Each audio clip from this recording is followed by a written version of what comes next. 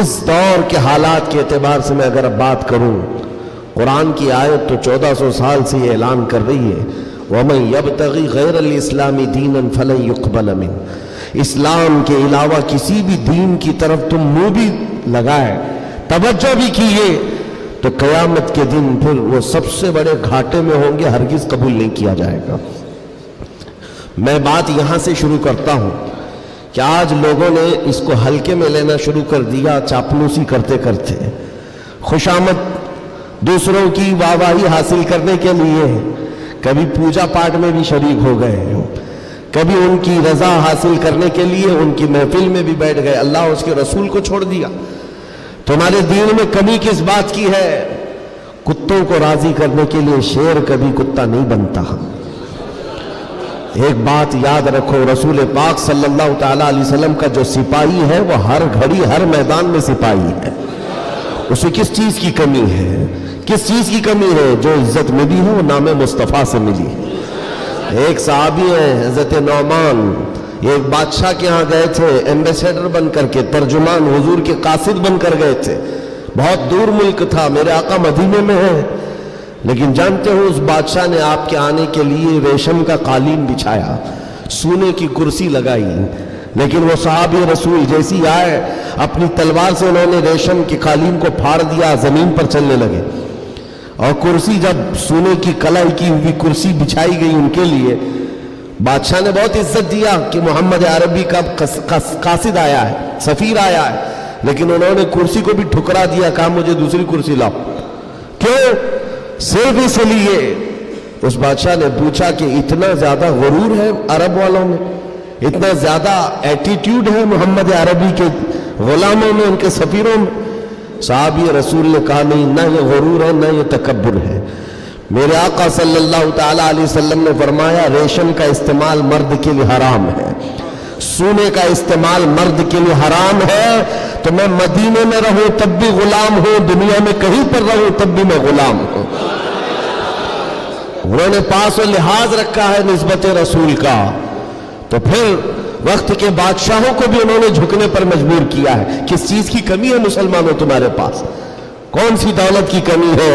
سب سے بڑی دولت تو تمہارے پاس یہ ہے، آج تک ایک بہت بڑی بات میں بتاؤں آپ کو، یہ آپ کی مسجد کے امام ہیں، محبت چاہے جتنی بھی کرتے ہو آپ ان سے، عقیدت جتنی بھی کرتے ہو، ایک دن ان سے کہہ دینا مولانا عبد الکریم اپنے باپ کا نام لے کر لوگوں کو رکوع میں جھکا کے دکھائے،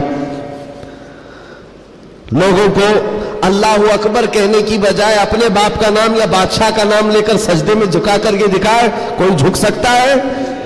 ارے بادشاہ وقت بھی یہاں آ کر کھڑا ہو جائے اور کہے میرے نام سے جھک جاؤ، مجال ہے کوئی ایک بھی پیشانی جھکے گی؟ نہیں جھکے گی۔ ہاں اگر ایک کمزور کسان کا بچہ بھی حافظ قرآن ہو اور آ کر مصلی پر صرف اللہ کا نام لے، سب کی پیشانیاں جھکتی۔ یہ خاصہ ہے اس قوم کا کہ اس قوم کو اگر جھکایا جا سکتا ہے تو صرف اللہ کے نام پر، باقی کسی کے نام پر یہ پیشانی نہیں جھکتی ہے۔ اور آپ کو پتا ہے آج کے دور کا یہ بھارت تو چھوٹا ہے، اکھنڈ بھارت جس پر اکبر بادشاہ راج کرتا تھا، جس میں افغانستان تک کی سیمائیں آتی تھی، اس دور میں ڈکٹیٹر رول ہے، کوئی الیکشن والا بادشاہ نہیں ہے۔ 40 سال تک بیٹھا ہوا بادشاہ جب نیا دین لے کر کے آیا، اور اس کا نام بھی اکبر تھا، نمازیں بھی اس نے اس طرح بنائی کہ بادشاہ کے نام پر رکوع ہوگا، سجدہ ہوگا۔ میرے عزیزو، ایسا تمکنت اور ایسے جلال والا بادشاہ، لاکھوں کی فوج ہے اس کے پاس، بڑے بڑے راجے مہاراجے آنکھ نہیں ملا سکتے تھے، لیکن جب اس نے یہ کہا کہ عبادت میں بادشاہ کے نام پر جھکنا ہوگا، صرف 25 سال کی عمر کا مجدد الف ثانی کھڑا ہو گیا، کہا نہیں یہ پیشانی جھکے گی تو صرف اللہ کے نام پر۔ حد ہو گئی میرے عزیزو، بادشاہ وقت جس کے پاس سارا جبر طاقت ہے نہیں جھکا سکا، اور جھکانے کے لیے اس نے ایک بار کیا کیا، دربار میں اتنا چھوٹا سا دروازہ بنایا کہ آنے والا جھک کر کے ہی آئے، جو بھی دربار میں آئے وہ جھک کر، سیدھا آ نہیں سکتا تھا، اتنی چوکھٹ چھوٹی بنا دی۔ مجدد صاحب رحمت اللہ تعالیٰ علیہ کو بلایا گیا تھا دربار میں کہ یوں تو یہ جھکتا نہیں، لیکن دربار میں آنا ہے تو کیسے آئے گا؟ جب وہ قریب پہنچے دیکھا کہ اتنی چھوٹی چوکھٹ بنی ہوئی ہے اور یہاں جانے کے لیے رکوع کی حالت میں جانا پڑتا ہے. وہ اللہ رب العزت کا ایسا بندہ، رسول پاک کا سپاہی، اپنے دین کا محافظ، دیکھتا ہے جانا ہے ٹھیک ہے جائیں گے، لیکن جس وقت داخل ہونا تھا وہ نہ جھکے، نہ ہی رکوع کیا، نہ ہی پیشانی جھکائی، پہلے پیر اندر ڈال دیا، پیر اندر ڈال دیا. جیسے سامنے لوگوں نے دیکھا کہ لوگ پیشانی پہلے اندر ڈال کر کے آتے تھے، اور یہ عالم دین ہے کہ پیر اندر ڈال کر کے آ رہا ہے. یہاں جیسی آئے تو لوگوں نے یہ اعلان کیا کہ بادشاہ کی بڑی توہین ہوئی، بادشاہ کی بڑی توہین ہوئی، پاؤں دکھا کر کے آ رہا ہے یہ مولوی، قدم دکھا کر کے آ رہا ہے. آپ نے کہا بادشاہ کی توہین میں نے نہیں کی، بادشاہ نے خود اپنی توہین کروائی ہے، اسے خود پیر پسند تھے اس لیے دروازہ چھوٹا کیا. عزیزان گرامی وقار، تمہارے پاس کس چیز کی کمی ہے؟ اللہ تعالیٰ نے یہ خصوصیت عطا کی ہے، یہ پیشانی کبھی کسی غیر کے سامنے نہیں جھکتی ہے، نہیں جھکتی ہے. کروڑوں کے سامنے تھوڑی طاقت و قوت کی پوجا کرنے والی یہ قوم نہیں ہے. آج ان کے پاس طاقت آئی تو ان کی پوجا کریں گے، ان کے پاس آئی تو ان کی پوجا کریں گے. قوم مسلم صرف اور صرف اللہ وحدہ لا شریک کی عبادت کرتی ہے. ہم رسول پاک سے بے پناہ محبت کرتے ہیں، لیکن عبادت نہیں کرتے رسول کی بھی. حضور پاک صلی اللہ علیہ وسلم کے دربار میں بھی عبادت نہیں کرتے، تعظیم ہے، عبادت صرف اللہ کی کرتے ہیں. یہ خاصہ کم ہے، اسی بات سے تو پوری دنیا کو کڑن ہے اور جلن ہے کہ یہ دنیا میں ایک واحد قوم ایسی ہے. مجھے بتاؤ، ان سب کو جھکنے کے لیے مورتیاں دیکھنا پڑتا ہے، ہاں عبادت کرنے کے لیے اپنے اپنے خداؤں کی صورت اور مورت بنائی ہوئی ہے. پوری دنیا میں کروڑوں مسجدیں ہوں گی، کسی بھی مسجد میں خدا کی کوئی تصویر ہے؟ کہیں کوئی تصویر بنائی گئی ہے اللہ کی کہ اسے دیکھنا ہوگا پھر جھکنا ہوگا؟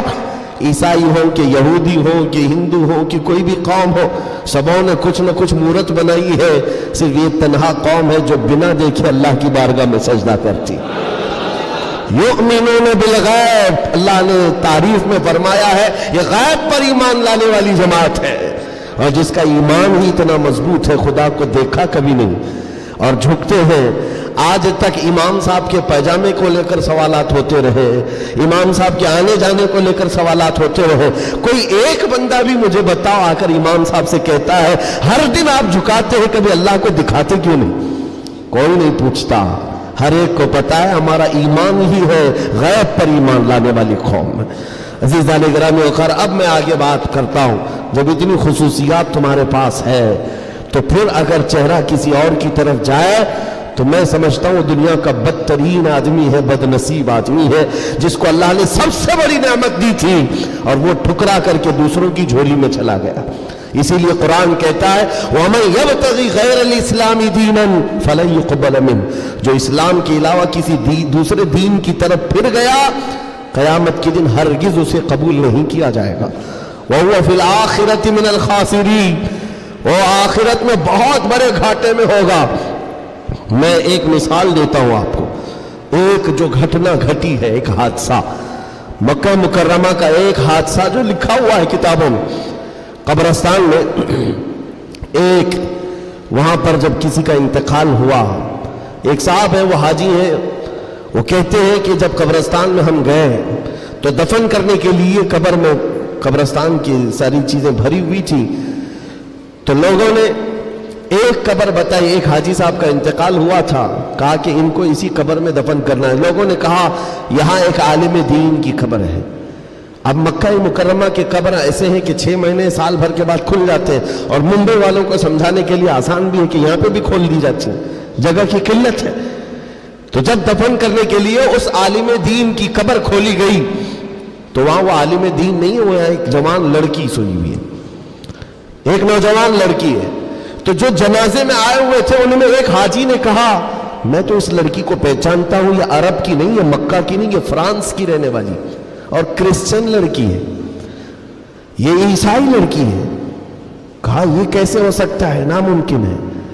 گھر سارے لوگوں کو جو خبر تھی وہ ایک اچھے عالم دین کی قبر تھی، یہاں ایک دوسری لڑکی کیسے دفن ہے؟ تو یہ ہنگامہ ہوا، بات پھیل گئی.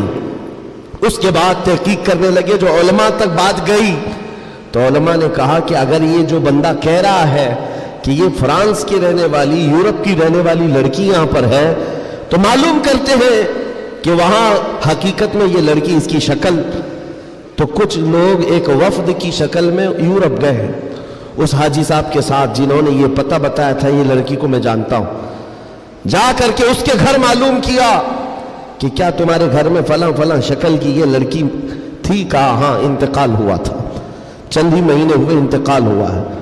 کہا کیا کیا تم نے؟ کہا ہم عیسائی رسم و رواج کے اعتبار سے اپنے قبرستان میں دفن کیا. ہم کرسچن ہیں، عیسائی رسم و رواج سے ہم نے دفن کیا. تو جو گیا تھا وفد، اس نے پوچھا کہ کچھ اس کی عجیب چیزیں تھی؟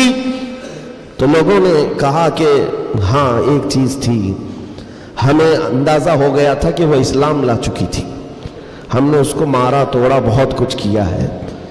تو پھر یہ بات خبر پھیلی اس لڑکی کے اسلام لانے کی، تو مقامی علماء کو پوچھا گیا. ایک عالم دین نے کہا ہاں وہ لڑکی دل و جان سے اسلام کو قبول کرتی تھی اور پیارے حبیب صلی اللہ علیہ وسلم سے بے پناہ محبت کرتی تھی، اور گھر والوں کے ظلم و ستم کو سہ نہ سکی، جان دے گئی اور مر گئی. لیکن ہم مجبور تھے، گھر والوں سے ہم کچھ نہیں کر سکتے تھے. لیکن اس لڑکی نے ایک مرتبہ کہا تھا کہ میرے مرنے کے بعد میرے آخری رسم و رواج اسلام کے مطابق ہو. ہم نہیں کر سکے کیونکہ خفیہ طور پر وہ مسلمان تھی، ہم ایکشن نہیں لے سکتے تھے. اور ہمیں اس بات کا افسوس ہے کہ اسے عیسائی قبرستان میں دفن کر دیا گیا. سنو حیرت کی بات ہے، لوگ ایک بہت عجیب عجیب اچھمبے میں پڑتے جا رہے ہیں، نئی نئی باتیں کھلتی جا رہی. تو اس کے بعد یہ فیصلہ ہوا کہ آئے ہوئے وفد نے اور گھر والوں کو اطلاع دے کر کے کہ ہم چلتے ہیں جس قبرستان میں آپ نے اپنی بیٹی کو دفن کیا ہے، ہم جا کر کے دیکھنا چاہتے ہیں وہاں. ہاں، تو عیسائی قبرستان میں بڑی مشکل سے انہوں نے کہا کہ ٹھیک ہے. قبر کھولی گئی تو وہاں وہ عالم دین سویا ہوا جس کو مکہ میں دفن کیا گیا تھا. اب حیرت کی انتہا اور ہو گئی، اس کا اس عیسائی قبرستان میں کیا لینا دینا؟ یہ آیا کیسے؟ یہاں پہنچا کیسے؟ میرے عزیزوں، یہ بات اگر لکھی ہوئی نہ ہوتی تو میں کبھی نہیں کہتا. اور جب اور حیرت بڑھ گئی، وہ وفد علماء کا واپس آیا، کہا کہ اس راز کو ہم معلوم کرتے ہیں اس عالم کے گھر سے ہی. ایک بات تو سمجھ میں آ گئی کہ لڑکی مسلمان ہو گئی تھی اور اسلام سے بے پناہ محبت تھی. اللہ کا کرم ہوا، ہو سکتا ہے اسے کفرستان سے نکال کر مولا تعالیٰ ایمان والوں کے بیچ میں، اولیاء اور صحابہ کے بیچ میں دفن کر دیا ہو. فرشتوں نے اس کو منتقل کر دیا. یہ ممکن ہے، یہ ممکن ہے. لیکن اس کے ساتھ کیا ہوا ہے؟ یہ مسلمانوں کے قبرستان سے کرسچن اور عیسائیوں میں کیسے آ گیا؟ گئے واپس جانے کے بعد بہت قابل توجہ بات کر رہا ہوں، اور اس زمانے کی بہت ہی امپورٹنٹ چیز آپ کو میں بتا رہا ہوں، دل دہلا دینے والی چیز ہے. واپس آنے کے بعد اس عالم کے گھر گئے لوگ، اس کی بیوی موجود تھی جو بیوہ تھی. جا کر پوچھا کہ تیرے شوہر کے بارے میں ہمیں کچھ معلومات حاصل کرنی ہے. اس نے کہا بتائیے کیا ہے؟ کہا کہ کیسا تھا وہ؟ کہا اس کے اخلاق بہت اچھے تھے، اور نمازوں کی کہا ایک نماز بھی قضا نہیں کرتا تھا، پابند تھا، لین دین میں سب چیزوں میں اچھا تھا. پھر بچا کیا؟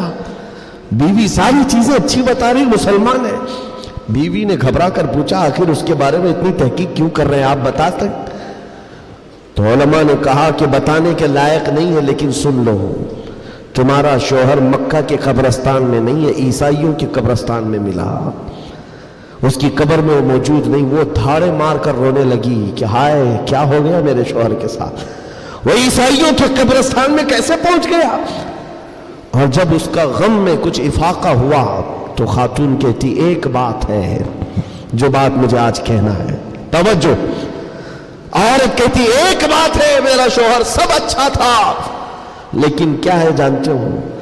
جب ہم لوگ رات کو سوتے یا جمع کرتے ہیں، غسل واجب ہوتا، تو ہر بار میرا شوہر ایک بات کہتا کہ عیسائیوں کے مذہب میں کتنا اچھا ہے کہ غسل واجب نہیں ہوتا.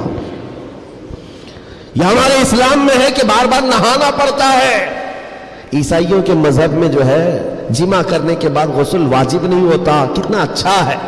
یہ بات وہ کہتا تھا، تب میں اس کو ٹوکتی تھی کہ دین اسلام کے علاوہ کسی دوسرے مذہب کے متعلق مت کہا کرو. بار بار وہ یہ کہتا تھا شاید یہ وجہ ہے کہ موت کے بعد اسے وہیں پہنچا دیا گیا جہاں کی وہ بات کرتا تھا۔ وَمَن يَبْتَغِ غَيْرَ الْإِسْلَامِ دِينًا فَلَن يُقْبَلَ مِنْهُ، قرآن کہتا ہے جو اسلام کے علاوہ دوسرے دین کی طرف منہ پھیرا ہرگز نہیں قبول کیا جائے گا۔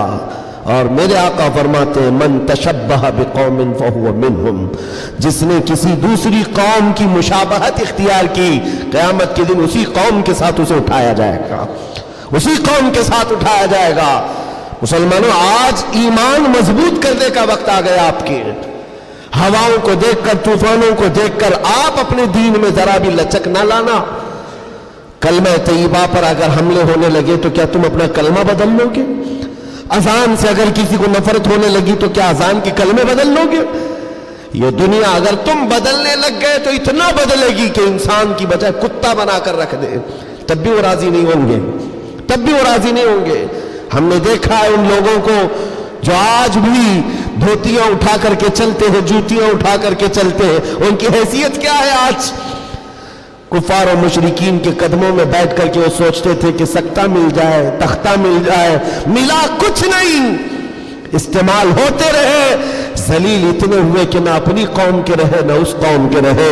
کاش ایک بار میرے مصطفیٰ کا وفادار بن کر دیکھتا، ایک بار بن کر کے دیکھتا، پھر عزتیں کیا ہے؟ اللہ اکبر، جب تک بکے نہ تھے تو کوئی پوچھتا نہ تھا، یا رسول اللہ تم نے خرید کر ہمیں انمول کر دیا ہے۔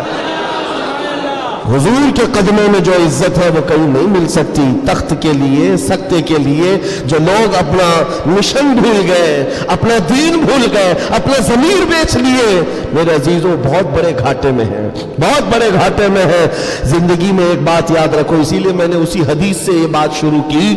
اللہ کے نبی فرماتے ہیں کفر کی طرف پلٹنے کو اتنا ناپسند کرتا ہو جتنا آگ میں ہاتھ ڈالنے کو ناپسند کرتا ہو، آگ میں ہاتھ ڈالنے کو ناپسند کرتا ہو، اتنا سخت و ناپسند کرتا ہو، تب جا کر کے اس کو ایمان کی لذت ملے گی، ایمان کی حلاوت ملے گی۔ آج اپنے بچوں کو بھی یہ نصیحت کرو، کفر کی آندھیاں چلی ہوئی ہیں، تمہارے بچوں کو اسکولوں میں کب کافر بنا دیا جاتا ہے پتہ ہی نہیں چلتا، کب تمہیں کون سے بھجن سکھائے جائیں، کون سے گیت سنائے جائیں جس کی وجہ سے بندہ کافر بن جاتا ہے، اسلام سے اس کا تعلق ہی ختم ہو جاتا ہے۔ اپنے بچوں کو اس بات کی تو تلقین کر کے جاؤ، بیٹا ہر چیز قربان کی جا سکتی ہے لیکن ایمان کا سودا نہیں ہوتا، ایمان کا سودا نہیں ہوتا۔ ایمان یہ اللہ تعالیٰ کی طرف سے دی ہوئی ایسی بڑی نعمت ہے، کروڑوں ہیں دنیا میں مگر مولا نے تمہیں چنا ہے دین اسلام کے لیے، اور اس میں بھی مسلمانوں میں بھی اللہ کا کتنا بڑا احسان ہے، ہزاروں فرقے ہیں لیکن عاشقوں میں تمہیں چنا گیا ہے۔ ہاں، حضور کی محبت کرنے والے سپاہیوں میں تمہارا نام آتا ہے۔ اپنے تو اپنے غیر بھی آج کہتے ہیں کہ سب سے زیادہ اپنے نبی کو پکارنے والی کوئی قوم ہے تو اہل سنت و جماعت ہے۔ ہاں کیوں نہیں ہے؟ کہاں سے یہ نعرے لگتے ہیں لبیک یا رسول اللہ؟ وہ گوفے سے نہیں نکلتے اور وہ چندہ خور مولویوں سے نہیں نکلتے جو انگریزوں کے پالے ہوئے ہیں، یہ نعرے لگتے ہیں تو بریلی کے تاجدار کے قدموں سے ہیں۔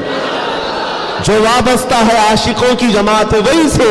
دنیا کو یہ اچھی طرح سے معلوم ہے اپنے نبی سے سب سے زیادہ وابستہ کوئی قوم ہے اس روئے زمین پر تو اہل سنت و جماعت ہے، اہل سنت و جماعت ہے۔ اس چیز کا سودا کبھی ہونے مت دینا ہے میرے عزیزوں، اس چیز کا سودا ہونے مت دینا۔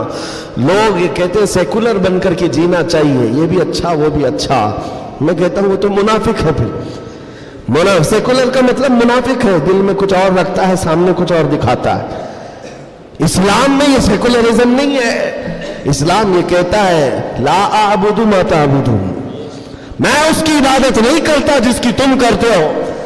جانتے ہو میرے آقا صلی اللہ تعالیٰ علیہ وسلم نے 2 ٹوک جملوں میں کہا تھا، ایسا نہیں ہے کہ مصلحت میرے آقا سے زیادہ کون جانتا ہے۔ آج لوگ یہ کہتے ہیں کہ سب حالات بنائے رکھنے کے لیے ہمیں کرنا پڑتا ہے، حالات بنائے رکھنے کے لیے تمہیں کرنا پڑتا ہے۔ یہ کیسی بات ہوئی؟ یہ وہ لوگ ہیں جو حالات بنائے رکھنے کے لیے اپنی ماں اور بہنوں کی عزت بھی داؤ پر لگا دیں گے۔ جب درندہ کوئی ڈاکو اس کو خوش کرنا ہو تو کیا تم اپنی عورتوں کا سودا کر سکتے ہو؟ غیرت مر گئی ہوگی ایسے بندے کی۔ حضور پاک کے پاس مشرکین آئے، یہ آپ کو میں بتا دیتا ہوں، قل یا ایھا الکافرون لا اعبد मा ताबुदून, ये सूरह पढ़ते हैं कि नहीं पढ़ते नमाज? कब नाजिल हुई थी आपको बता दूं, ये सूरह कब नाजिल हुई? हुजूर पाक सल्लल्लाहु अलैहि वसल्लम के पास मुशरिकीन मक्का आए और कहा, ऐ मोहम्मद सल्लल्लाहु अलैहि वसल्लम, एक काम करें, आप हमारे खुदाओं को बुरा भला मत कहिए, हम आपके दीन में आ जाएंगे, इस्लाम पर हम भी थोड़ा थोड़ा अमल करेंगे, लेकिन जिनकी हम पूजा करते हैं ना, इबादत करते हैं, उनको कुछ मत कहिए। हुजूर पाक ने फरमाया, जो शिर्क है मैं उसको शिर्क कहूंगा, अल्लाह के सिवा कोई दूसरे की इबादत है ही नहीं, और इस बात का मैं ऐलान करूंगा, हुजूर आए ही हैं शिर्क को खत्म करने। हुजूर ने फरमाया, ये नहीं हो सकता। तो फिर ऑप्शन दूसरा मुशरिकीन की तरफ से कहा, एक काम करते हैं, एक साल आप हमारे खुदाओं की इबादत करें, एक साल हम आपके खुदा की इबादत करेंगे, हाँ आधा आधा करेंगे। आज बहुत सारे लोग अगर ये करने की कोशिश कर रहे हो तो सुन ले, आधा आधा करेंगे, हम भी आपके यहाँ जाएंगे, आप भी हमारे यहाँ आएंगे।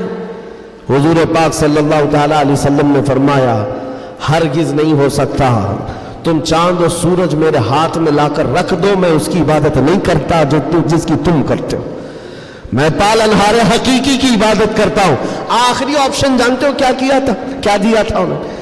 मुशरिकीन ने कहा, चलो मोहम्मद सल्लल्लाहु अलैहि वसल्लम, आप ये भी नहीं मानते वो भी नहीं मानते, तो कम से कम इतना करो कि सिर्फ और सिर्फ हमारे खुदाओं पर एक बार हाथ रख दो, बस छू करके चले जाओ। नबी पाक सल्लल्लाहु अलैहि वसल्लम से सिर्फ इतना तकाजा था उनका कि आप हाथ लगाकर चले जाएं। यहां तो सर झुकाने वाले भी मौजूद हैं, हाथ लगाकर चले जाएं। नबी पाक सल्लल्लाहु अलैहि वसल्लम जलाल में का हाथ लगाने की बात, बल्कि मैं तो नजर भी उठा कर ना देखूं, नजर भी उठा कर ना देखूं। तब अल्लाह ताला ने पूरी सूरह नाजिल फरमाई, कुल या अय्युहल काफिरून ला अअबुदु मा तअबुदून, ऐ महबूब आप फरमा दे, ऐ काफिरों मैं उसकी इबादत नहीं करता जिसकी तुम इबादत करते हो। ये दो टोक जुमलों में कहा गया है, और हालात ऐसे भी हुए मेरे अजीजों। चमत्कार को लोग आज कहते हैं ना, जो भी चमत्कार होगा उसकी पूजा होती है, अजीब व गरीब चीज दिखे तो लोग उसको एक अफवाह के शक्ल में ऐसा बनाते हैं जैसे उसका अकीदा बन जाए। हुजूर पाक सल्लल्लाहु ताला अलैहि वसल्लम के जमाने में सहाबा को रुझाने के लिए क्या क्या नहीं किया गया मक्का मुकर्रमा में। ये हालात आएंगे, इसलिए मुझे ये गुफ्तगू करनी पड़ रही है, ताकि तुम अपने ईमान पर मजबूत रहो। ईमान नहीं तो कुछ भी नहीं है, तुम्हारे दूसरे गुनाह तो माफ कर दिए जाएंगे, कुफ्र शिर्क हरगिज नहीं माफ होता। इन्नल्लाह ला यगफिरु अन युशरक बिही व यगफिरु मा दून ज़ालिका लिमन यशा। रब ताला फरमाता है, शिर्क को अल्लाह हरगिज माफ नहीं करेगा, उसके अलावा जो भी है अल्लाह माफ फरमाएगा। ईमान जरूरी। सहाबा का ईमान खत्म करने के लिए क्या किया गया? इत्तेफाक ऐसा हुआ कि मक्का में एक भगवान बोलने लग गया। हाँ, पत्थर की मूर्त थी और पुजारी बैठा हुआ था। अचानक पत्थर जो है बात करने लग गया, और बात कर रहा है, जाहिर सी बात है ये अजीब और गरीब चीज है ना, ये उस दौर में है। हाँ, उस दौर में मिट्टी से बनाए हुए उनके माबूद नहीं होते थे, वो पत्थर को तराश करके बनाते थे। और मैं कह रहा हूं हकीकत में बोल रहा था, ऐसे नहीं है कि इधर से दूध पिला रहे उधर से पानी निकल रहा हो, वो वाला सिस्टम नहीं है, बल्कि हकीकत में पत्थर बात कर रहा था तब। और बात कर भी क्या रहा है? हुजूर पाक सल्लल्लाहु ताला अलैहि वसल्लम को झूठा कह रहा है, नौजुबिल्लाह माज़अल्लाह रब्बिल आलमीन। हुजूर की शान में गुस्ताखी कर रहा पत्थर। अब तो वारे नहीं आ रहे उनकी खुशियों से उछल कूद पर कि देखो अब हमारा खुदा बोलने लग गया, सबसे बड़ी दलील है। लोगों को बुलाने लग गए, वाकई बोल रहा था। लोग चमत्कार देखते हैं तो सर झुका लेते हैं, अरे हकीकत है, पत्थर बोल रहा है, पत्थर बोल रहा है। सब आए, जमा होने लगे। मक्का का एक बड़ा जम्मे गफीर था, तो सहाबा को भी बुलाया गया। देखो आओ, हमारे खुदाओं को झुठलाते हो, बात कर रहा है खुदा, और तुम जिस नबी की बात करते हो उस नबी को झुठला रहा है। ये हकीकत में खुदा है, तुम कहते थे ना कुछ नहीं कर सकता, बोल रहा है। सहाबा गए, अब इनके पास क्या थी? सहाबा देखकर आए हुजूर की बारगाह में, कहा या रसूल अल्लाह सल्लल्लाहु अलैहि वसल्लम, गजब हो गया, उनका खुदा तो बोल रहा है। हुजूर ने उस पर कोई ज्यादा रिएक्शन नहीं दिया। कहा क्या बोल रहा है? कहा या रसूल अल्लाह, सुनने के लायक नहीं, आपकी शान में गुस्ताखियां कह रहा है, जुमले बक रहा है। कहा कौन? पत्थर। हुजूर ने फरमाया हाँ, हुजूर ने पूछा पत्थर? सहाबा ने कहा हाँ या रसूल अल्लाह। हुजूर ने फरमाया चलो हम भी सुनते हैं, हम भी चलते हैं, जाकर देखेंगे। नबी पाक सल्लल्लाहु ताला अलैहि वसल्लम तशरीफ लाए सहाबा के साथ। सहाबा इकराम रिज़वानुल्लाह ताला अलैहिम अजमईन भी साथ में है। जब नबी करीम सल्लल्लाहु ताला अलैहि वसल्लम वहां करीब पहुंचे तो वो जो बुत बोल रहा था, बाद में कर लेते ना, जब वहां पर हुजूर अकरम सल्लल्लाहु ताला अलैहि वसल्लम पहुंचते हैं तो देखा वो बुत खामोश हो गया, अब नहीं बोल रहा है, चुप हो गया है। हुजूर आते हैं, पुजारी से पूछते हैं बहुत ऐलान कर रहे थे, कहाँ है, क्या बोल रहा था? कहा बोल तो रहा था, सुबह से बोल रहा था, अभी चुप हो गया। हुजूर पाक ने फरमाया मैं भी सुनने के लिए आया हूं। अब वो पांव में गिर पड़ा पुजारी, किसके? खुदा के। अरे हमारे खुदा बोल तो दो एक बार, जो सुबह से बोल रहे थे दोबारा बोलो, सुबह से बोल रहे थे दोबारा बोलो, क्योंकि अब जिल्लत थी, अब चुप हो गए, अब नहीं बोल रहा है। लोग जो खड़े थे वो भी गवाही दे रहे, नहीं सच में बोल रहा था, हमने भी सुना, हमने भी सुना। हुजूर पाक सल्लल्लाहु ताला अलैहि वसल्लम ने उस पुजारी को हटाया और कहा हटो, मैं पूछता हूं क्या बोल रहा था। हुजूर पाक सल्लल्लाहु ताला अलैहि वसल्लम करीब आए, पत्थर से कहा क्या बोल रहा था, बोल। पत्थर बोलने लगा अशहदु अल्ला इलाहा इल्लल्लाह व अशहदु अन्ना मुहम्मदन अब्दुहु व रसूलुहु। गवाही देता हूं कि अल्लाह के सिवा कोई माबूद नहीं, गवाही देता हूं कि मोहम्मद अल्लाह के रसूल हैं सल्लल्लाहु अलैहि वसल्लम। मेरे आका ने फरमाया यही बोल रहा था। अब तो औंधे मुंह गिर गए नीचे, कहा ये नहीं बोल रहा था। लेकिन अब हुजूर पाक सल्लल्लाहु ताला अलैहि वसल्लम ने पूछा बताओ क्या इसकी इस बात पर ईमान लाते हो, जो ये कह रहा है इस पर ईमान लाते हो? पुजारियों ने ऐलान किया और वावेला मचा, नहीं मोहम्मद ने जादू कर दिया सल्लल्लाहु अलैहि वसल्लम, नाउज़ु बिल्लाह। जब बात न बन पड़े, कैसा खुदा है जिस पर भी जादू चलता है, खुदा के ऊपर भी जादू चल गया है तो फिर बाकी बचा क्या है। हुजूर पाक सल्लल्लाहु ताला अलैहि वसल्लम वापस तशरीफ लाए। ऐसा हो सकता है? अब आपको मैं बताता हूं हकीकत क्या है। अगर तुम्हारी जिंदगी में कभी कोई बोलने लग जाए तो ईमान से हाथ मत धोना। हाँ, कोई झाड़ भी बोलने लग जाए, दरख्त बोल ले, पत्थर बोलने लग जाए, तो तुम्हें पहले से मैं बता रहा हूं ईमान से हाथ मत धोना।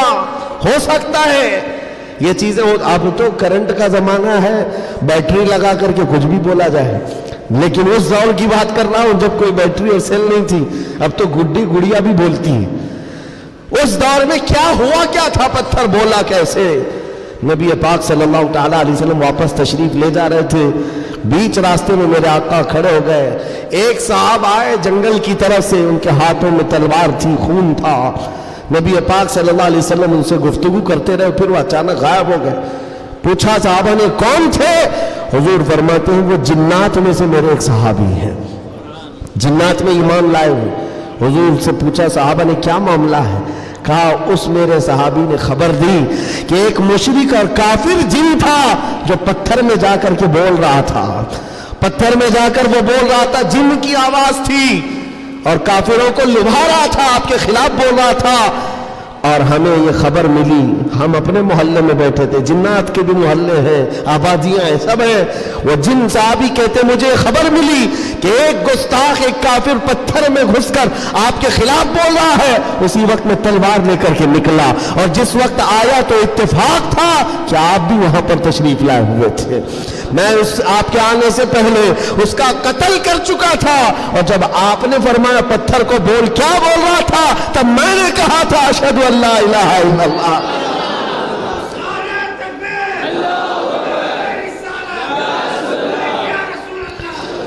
मेरे अजीजों, एक बात याद रखो, सहाबा इकराम के सामने ये भी आजमाइश आई, लेकिन वो टस से मस नहीं हुए, टस से मस नहीं हुए। वो अपने ईमान पर जमे रहे, इस्तिकामत का वो पहाड़ बन करके कायम रहे।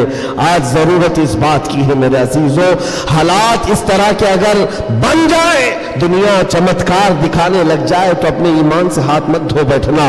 वो देखो अभी सोशल मीडिया पर एक छोटा दज्जाल भी चिट्ठियां ले लेकर के बताता रहता है, چھوٹا دجال، بڑا دجال آنا باقی ہے جو پانی برسا کے بھی دکھائے گا، سبزہ اگا کر کے بھی دکھائے گا، اور ایک آدمی کو مار کر زندہ کر کے بھی دکھائے گا۔ یہ حدیث پاک میں ہے۔ تم ابھی چھوٹے دجالوں پر بک گئے تو بڑے دجال کے ساتھ کیا ہوگا؟ اس لیے آج جمے رہو۔ ارے چٹیاں، یہ تو بہت پرانی بات ہے، پھینکو پیٹ پیچھے، کہو ہمیں ہمارے نبی نے بڑے دجال کے لیے بھی پہلے سے تیار فرمایا۔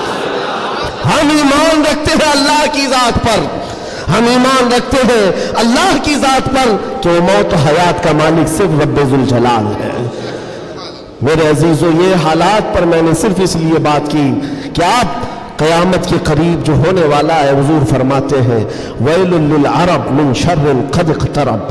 حضور پاک فرماتے ہیں عربوں کے لیے تباہی ہے کہ ان قریب وہ ایک ایسی برائی کی طرف جائیں گے جو ان کو جہنم میں لے جائے گی، عربوں کے لیے۔ اور حضور صلی اللہ علیہ وسلم نے یہ بھی فرمایا، حدیث پاک ہے، قیامت اس وقت تک نہیں آئے گی جب تک کہ عرب کے کچھ قبیلے بت پرستی نہ کرنے لگ جائیں۔ عرب میں ہوگا ہی، عرب میں بت پرستی ہونے لگ جائے گی، مشرکین وہاں پیدا ہو جائیں گے۔ یہ حدیث میں 1400 سال پہلے میرے آقا نے فرمایا۔ تو تم کبھی ان کو جبے کبوں میں دیکھ کر، پوجا پاٹ کو دیکھ کر یہ مت سمجھنا اسلام فلیکسیبل ہے، اسلام میں سب کچھ ہو سکتا ہے۔ وہ تو آپ نشے کے اڈے بھی کھول لیں گے، اور کھول رہے ہیں۔ شراب پر سے پابندی ہٹا کر کے سعودی عرب میں اب شراب بیچنے پر بھی بات آ گئی، عورتوں کا حجاب ختم ہے، مشرکین کا داخلہ ممنوع تھا، لیکن اب مدینہ رسول میں بھی مشرکین کا آنا اور اس کی اجازت دے دی گئی ہے۔ یہ ساری قیامت کے قریب کے حالات جو حضور نے پہلے بیان فرمائے، میرے آقا نے فرمایا ہے یہ عرب اس برائی کی طرف جا رہے ہیں جو ان کو جہنم میں لے جانے والی ہے، اور قیامت سے پہلے یہ ہوگا۔ لیکن ان کے یہ سارے کارنامے ہمارے لیے دلیل نہیں ہے۔ حرم مکہ کا امام کیا کرتا ہے یہ ہمارے لیے دلیل نہیں، صدیق اکبر کیا کہتا تھا وہ ہمارے لیے دلیل ہے، فاروق اعظم کیا کہتا تھا وہ دلیل ہے، عثمان غنی اور حیدر کرار کیا کہتے تھے وہ دلیل ہے۔ یہ بکے ہوئے لوگ اگر منبر پر چڑھ گئے تو ان کے خد و خال دیکھ کر کے تم مت بگڑ جانا۔ یہاں سے حالات ایسے ہو سکتے ہیں، خانہ کعبہ کے منبر پر کھڑے ہونے والا امام بھی اسرائیل کی فتح کے لیے دعا کر سکتا ہے، یہ ایمان بیچے ہوئے لوگ آ سکتے ہیں، اس لیے کہ یزید کا دور بھی آیا ہے، کرامتہ کا دور بھی آیا ہے، باطل قوتوں کا دور بھی آیا ہے جب انہوں نے کعبے کی امامت کی ہے۔ لیکن اہل سنت و جماعت ہمیشہ اس بات پر قائم رہے ہیں، ان لوگوں سے ہمارا دین نہیں چلتا، اللہ اور اس کے رسول کی حقانیت اور قرآن سے ہمارا دین چلتا۔ اور ایک بات آخری، اسلام اپنا دفاع خود کرتا ہے، اسلام اپنا ڈیفینس خود کرتا ہے۔ کفار و مشرکین کو اگر یہ لگتا ہے کہ مسلمان سوئے ہوئے اسلام کا کچھ بھی کر لیں گے، یہ ناممکن ہے، پاسبل نہیں۔ ہم جیسے کروڑوں بھی سو گئے تب بھی اسلام قائم رہے گا۔ اسلام اپنا ڈیفنس خود کرتا ہے، کیوں؟ اس لیے کہ یہ انسانوں کا بنایا ہوا دین نہیں ہے، خلاق کائنات کا دین ہے۔ اور قرآن میں رب تعالیٰ نے فرمایا یریدون لیطفئوا نور اللہ بافواہہم، لوگ اپنے منہ کے پھونکوں سے اسلام کا چراغ بجھانا چاہتے ہیں، اور اللہ اپنا چراغ مکمل کر کے رہے گا۔ وَلَوْ كَرِهَ الْكَافِرُونَ، اگرچہ کافر ناپسند کرے۔ اور ایک بات سن کر کے جائیں، میرے رب کا وعدہ ہے قرآن پاک میں، یہ دین اسلام پوری دنیا پر غالب آ کر رہے گا، آ کر رہے گا۔ یہ بات میں نے کئی جگہ اسٹیجوں پر کی تو کچھ لوگوں نے کہا بھی تھا جو نان مسلم ہیں، انہوں نے کہا تھا کہ مولانا ایسے بیٹھ کے چلا رہا ہے، حالات دیکھتا نہیں ہے، فلسطین میں ان کے ٹکڑے ہو رہے ہیں، شام کو تباہ کر کے رکھ دیا گیا ہے، عراق میں ان کے جنازے نکلتے ہیں، افغانستان کو توڑ کر رکھ دیا گیا ہے، اور یہ مولانا چلا کر کہتا ہے اسلام پوری دنیا میں غالب آ کر رہے گا۔ یہ اپنا محلہ نہیں بچا پاتے، پوری دنیا کی بات کرتے ہیں۔ ظالموں، تمہیں خبر کیا ہے؟ اسلام زندہ ہوتا ہے ہر کربلا کے بعد. تاریخ یہ بتاتی ہے اگر اسلام کو ختم ہونا ہوتا رسول اللہ کے نواسی کی شہادت کے بعد ختم ہو جاتا, علی اصغر علی اکبر کی شہادت پر ختم ہوتا. جب رسول اللہ کے گھرانے کی شہادت پر اسلام نہیں رکا, ہمارے ہزاروں کے قتل پر کبھی اسلام نہیں رک سکتا. ایک غزہ ایک فلسطین کیا, ہزاروں غزہ تم اس زمین پر قائم کر کے دکھا دو, تب بھی میرا چیلنج ہے. اسلام تھا, اسلام ہے اور اسلام رہے گا. اسلام تھا, اسلام ہے, اسلام رہے گا. نبی پاک صلی اللہ تعالیٰ علیہ وسلم کا لایا ہوا یہ وہ حسین شجر ہے جس کی جڑیں تحت الثری میں ہے اور جس کی شاخیں اوج ثریا پر ہے. اس کے پتے کو ہلانا بھی مشکل ہے. لوگ آج یہ سمجھ کر کے بیٹھے مسلمانوں کو مارنا اس کا مطلب اسلام ختم ہونا. ایسا نہیں ہے. مسلمانوں کا قتل اسلام کا قتل نہیں ہے. مسلمان اس کی حفاظت کے لیے نہیں ہے میرے عزیزو, اللہ اس کی حفاظت فرما رہا ہے. اللہ اس کی حفاظت فرما رہا ہے اور آپ سب کی ذمہ داری یہ ہے, آپ سب کی ذمہ داری ہے. ایک سوال کا جواب اور بھی, کسی کے ذہن میں یہ چیز آتا ہے, یہ سوال آتا ہے تو اس کے اطمینان کے لیے کہہ رہا ہوں. بار بار یہ کہتے ہیں اچھا آپ کا دین حق پر ہے, آپ کا خدا حق ہے, آپ کا رسول حق ہے, تو اتنے مارے کیوں جاتے ہیں تم لوگ؟ یہ سوال کرتے ہیں کچھ گیدڑ بھپکی لوگ. ایسے سوال کرتے کیوں تم لوگ سب جگہ مارے جاتے ہو؟ ان کو ایک ہی بات کہنا, میرے عزیز تجھے پتہ نہیں ہے ہم پروانے ہیں, مرنے کے لیے ہی پیدا ہوتے ہیں. پروانہ کس کام کے لیے ہوتا ہے؟ شمع کے ارد گرد گھومتا ہے اور اپنی جان دے دیتا ہے, اور اگر جان نہیں دیتا تو اسے پروانہ بھی نہیں کہا جاتا. پورے مسلمان مصطفیٰ کریم کے پروانے ہیں. تو شمع رسالت ہے, عالم تیرا پروانہ. تو شمع رسالت ہے یا رسول اللہ, عالم تیرا پروانہ. اسی لیے ہم نے یہ کہا حضور پاک شمع ہیں اور ان کے پروانے ہیں. اگر یہ مرتے ہیں کٹتے ہیں تو اس تعجب کی بات نہیں ہے. پروانے کا کام یہ اپنی جان دینا, پروانے کا کام ہی جان دینا. وقت ختم ہو گیا, یہ جمعہ کا وقت ہے. میں کس لئے میں بہ گیا مجھے اندازہ بھی نہیں ہوا. دو صحابہ کی بات کہتا ہوں, عبداللہ بن جہش اور سعد بن ابی وقاص. بات کر سکتا ہوں؟ ہاں ماشاءاللہ. یہ آپ کا علاقہ ہے, یہاں پر آنے کے لیے بھی بڑی مشکلات ہوگی ان کے لیے. بہرحال میرے لیے نہیں مشکل ہے, جن کو روکنا ہے ان کو مشکل ہے. دو صحابہ ہیں عبداللہ بن جہش اور سعد بن ابی وقاص, بڑے گہرے یار تھے, ایک دوسرے کے ساتھ بڑی ان کی جمتی تھی. احد کے میدان میں جب حضور جا رہے تھے, جنگ کے میدان میں, یہ دونوں صحابہ بیٹھ کر کے دعا کر رہے ہیں. بس میں اس پر ختم کر دوں گا میرے عزیز. دونوں ساتھی ہیں, دعا کر رہے ہیں, مصلی بچھائے. سعد بن ابی وقاص کہتے ہیں عبداللہ بیٹھ, میں دعا کرتا ہوں تو آمین کہنا. عبداللہ بن جہش کہتے ہیں ٹھیک ہے, تیری دعا کے بعد میں دعا کروں گا, تم آمین کہنا. دوسرے دن جنگ ہے. سعد بن ابی وقاص دعا کرتے ہیں اللہ کل تیرے رسول کے دین کی حمایت کے لیے میں اتروں گا, تیرے نبی کے دین کی حمایت کے لیے ان کی صفوں میں جاؤں گا. مولا میری اتنی دعا ہے میرا سامنا کسی ایسے بڑے پہلوان سے کر, میرا سامنا دشمنوں کے ایسے بڑے پہلوان سے کر جو سب سے بڑا پہلوان ہو. اور خواہش تو دیکھو دعا میں کیا کہہ رہے سعد بن ابی وقاص, اے اللہ میں چاہتا ہوں کبھی اس کو سامنے سے ماروں, کبھی دائیں سے ماروں, کبھی بائیں سے ماروں, کبھی پیچھے سے, اور اس کے بعد گرا دوں اور سینے پر چڑھ کر کہوں لبیک یا رسول اللہ, یعنی اسلام کا پرچم بلند کرو. یہ ان کی دعا تھی. عبداللہ بن جہش آمین کہہ رہے تھے. اس کے بعد عبداللہ بن جہش کہتے ہیں اب میں دعا کرتا ہوں تو آمین کہہ. اللہ اکبر, ان کی دعا کیسی ہے, اللہ اللہ. حدیث میں پڑھتا ہوں میری آنکھیں بھیگ جاتی ہیں.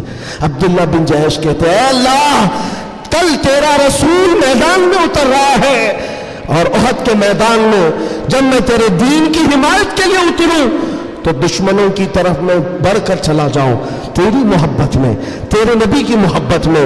کبھی کوئی دشمن مجھے سامنے سے مارے, کبھی دائیں سے مارے, کبھی بائیں سے مارے, کبھی پیچھے سے مارے, اور تیرے محبت میں بولا, تیرے رسول کی محبت میں ہر جگہ سے زخم کھاؤں اور پھر میں شہید ہو جاؤں اسلام زندہ باد کہتے ہوئے, اسلام کی بلندی کا نعرہ لگاتے ہوئے شہید ہو جاؤ. ایک مارنے کی دعا کر رہا ہے, ایک مرنے کی دعا کر رہا ہے. یہ رسول اللہ کے پروانے ہیں. دوسرے دن میدان جنگ میں جب یہ صحابہ آئے احد کے میدان میں, میرے عزیزو دعا قبول تھی, दुआ कबूल थी। साद इब्न अबी वक्कास जैसी आए, आपके मुकाबिल में मुशरिकीन का वो पहलवान आया जिसके बारे में कहा जाता था वह 1000 लोगों की तनहा ताकत रखता था, वो मुकाबिल में आया। साद इब्न अबी वक्कास कहते मैं तो कामयाब हो गया, मौला ने मेरी दुआ सुन ली और बड़ा पहलवान मेरे सामने भेजा। और फिर तीर जब चलाते थे और तलवार चलाते थे, उनकी दुआ के मुताबिक ही उस बड़े पहलवान को कभी दाएं से मारा, कभी बाएं से मारा, कभी सामने से मारा। और साद इब्न अबी वक्कास की तलवार और उनकी तीर का अंदाजा कर सकते हो, ये तन्हा सहाबी है, जब तीर चलाते थे मेरे आका पीछे से कहते थे बिअबी अंत व उम्मी इल्मी या साद, ऐसा तीर चला मेरे माँ बाप तुझ पर कुर्बान हो। सारी दुनिया कहती है रसूल अल्लाह मेरे माँ बाप आप पर कुर्बान, लेकिन अल्लाह का रसूल कहता है ऐसा तीर चला मेरे माँ बाप तुझ पर कुर्बान। अब फिर तीर की ताकत का अंदाजा क्या होगा। ढेर हो गया दुश्मन, ढेर हो गया बड़ा पहलवान, सीने पर चढ़ कर कहा इस्लाम था, इस्लाम है, इस्लाम रहेगा। मेरे अजीजों, उसके बाद जब जंग का खात्मा हुआ शाम के वक्त, ये जंग शिकस्त में बदल गई थी। पहले फतह हुई, फिर शिकस्त हुई, 70 सहाबा शहीद हुए। साद इब्न अबी वक्कास वो ढूंढते रहे मेरा जिगरी यार कहाँ है, अब्दुल्ला बिन जहश कहाँ है, अपना जिगरी यार जिसके साथ उठते बैठते, जिनके साथ बैठकर लंबी बातें होती थी। ढूंढने पर निकले तो किसी ने कहा तुम्हारा जिगरी यार तो शहीद हो गया, शहीद हो गया। हजरत साद इब्न अबी वक्कास के दिल पर लगी बात, जिसका गहरा दोस्त इंतकाल कर जाए उसकी दुनिया इधर से उधर हो जाती है। साद इब्न अबी वक्कास कहते मैं देखना चाहता हूं मेरे जिगरी यार को। ढूंढते हुए आए, लोगों ने कहा अब्दुल्ला बिन जहश को मानना पड़ेगा, ऐसा लड़ा कि नरगे में चला गया। साद इब्न अबी वक्कास पूछते क्या हुआ इनके साथ। लोगों ने रोते हुए कहा अब्दुल्ला बिन जहश को लोग दाएं से भी मार रहे थे, बाएं से भी मार रहे थे, सामने से भी मार रहे थे, पीछे से भी मार रहे थे, मारते मारते शहीद किया। उनके जिस्म के 80 टुकड़े कर दिए थे, 80 टुकड़े। उनके टुकड़ों को रस्सी में पिरोकर काफिरों ने हार बनाकर पहन लिया। हजरत साद इब्न अबी वक्कास करीब आते हैं और जिस्म के उनके टुकड़े जमीन पर गिरे हुए थे, जो गर्म गोश्त था उठाया। साद इब्न अबी वक्कास कहते अब्दुल्ला तू मुझे छोड़कर चला गया, लेकिन कल रात हमने दुआ की थी, अल्लाह ने मेरी दुआ भी कबूल की, तेरी दुआ भी कबूल की। सुनो ऐ मुसलमानों, साद इब्न अबी वक्कास कहते हैं मैंने जो दुआ की थी अल्लाह ने वो कबूल किया, बड़ा दुश्मन मेरे सामने लाया, और तूने जो दुआ की थी अल्लाह ने वो भी कबूल किया। मगर कसम रब्बे जुल जलाल की, ऐ अब्दुल्ला मेरी दुआ से तेरी दुआ कई दर्जे अफजल है, इसलिए कि मारने की बात अलग है, हुजूर की मोहब्बत में मर जाने का मजा अलग होता है। जान है इश्क मुस्तफा रोज फजू कले खुदा, जिसको वो दर्द का मजा नाज़े दवा, उठाए क्यों फिर के गली गली तबाह, ठोकरे सबकी खाई क्यों, दिल को जो अक्ल दे खुदा तेरी गली से जाए क्यों।